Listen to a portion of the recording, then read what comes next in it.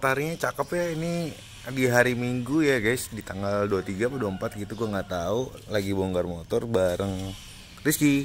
Asik, Rizky jadi mekanik gue hari Minggu ini. Kita ngapain nih Om sekarang Om? Kita mau riset ECU yang lengkap. Yang lengkap ya. Apa aja sih Ki? Kita ngeriset EOT sama ECU. Oke. Itu udah lengkap menurut gua sih.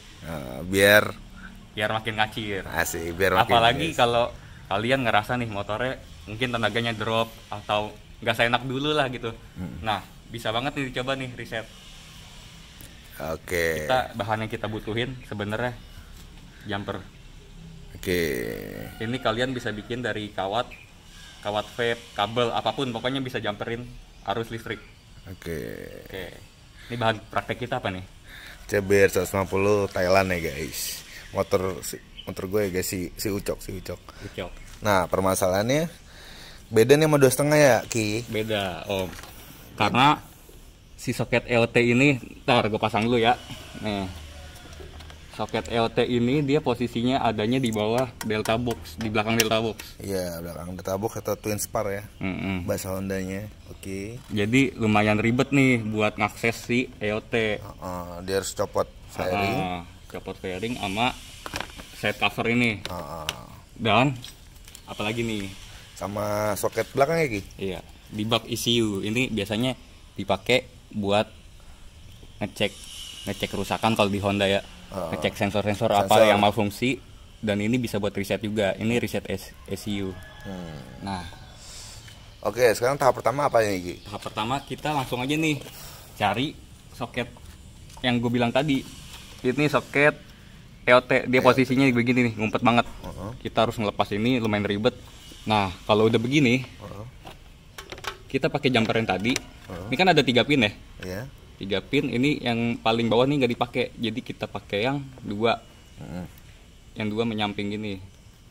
Nah, setelah kita colok gini, dinyalain Om kontaknya. Oke, kita nyalain guys.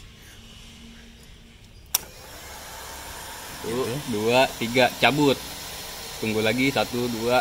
Nah, jadi dilihat coba di lampunya, kedipnya. Ini berarti tandanya sukses. Jadi 3 detik pasang, cabut, 3 detik lagi pasang. Oke. Nah, ini udah begini, kita matiin aja nih. Ini udah sukses. Oke. Nah, jumpernya bisa kita cabut. Kita cabut nih jumpernya. Soketnya kita pasang lagi. Ini lumayan ribet sih pasangnya. Sip, ini udah kepasang. Nah, kita ke langkah selanjutnya. Reset ECU-nya. Nah, ini kalau kalian buka, ini kalian notice nih. Ini ada kabel. Apa ya? Bukan, ini tuh buat penahan si ininya nih. Ini berarti madep atas, ini harus madep atas. Nah, kalian make 2 pin yang di kiri. Kan ada 4 ya. Kita make 2. Nah, sama langkahnya kita dicoba nyalain Om.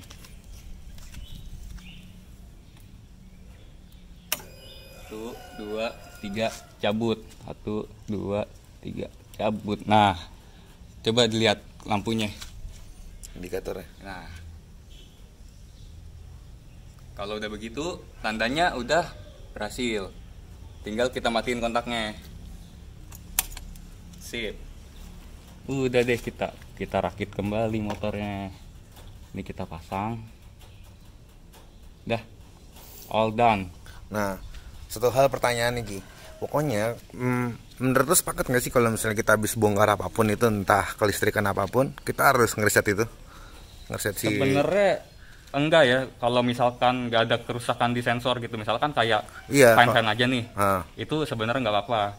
Kalau pribadi gua pakai cara ini setelah gua bersihin filter, ganti oli.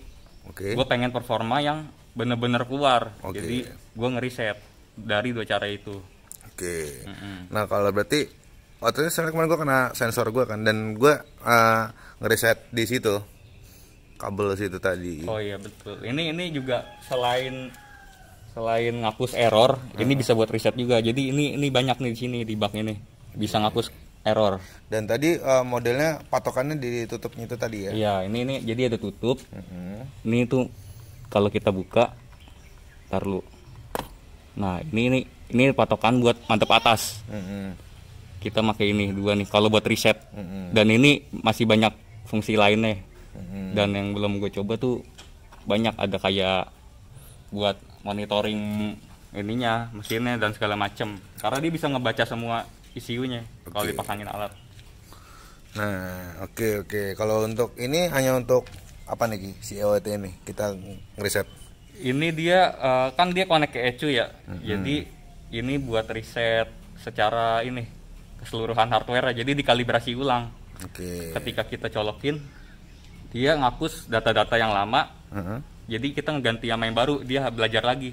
Jadi ini kembali ke settingan factory. Itu doang sih.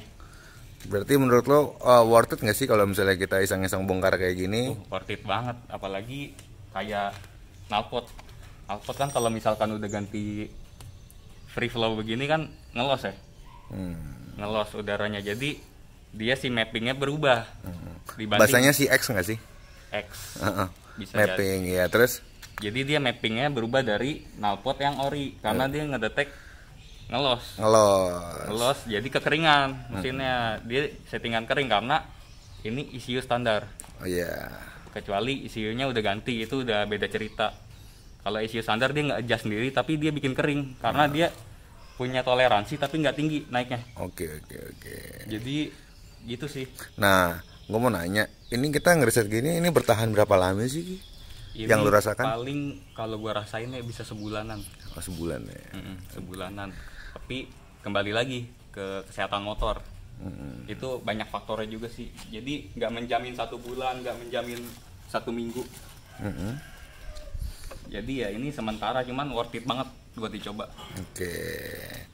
Gitu aja kali ya. Oke deh. Thank you Ki. Yo, asik. Dadah. Oke guys, buat teman-teman jangan lupa like, comment, subscribe. Thank you.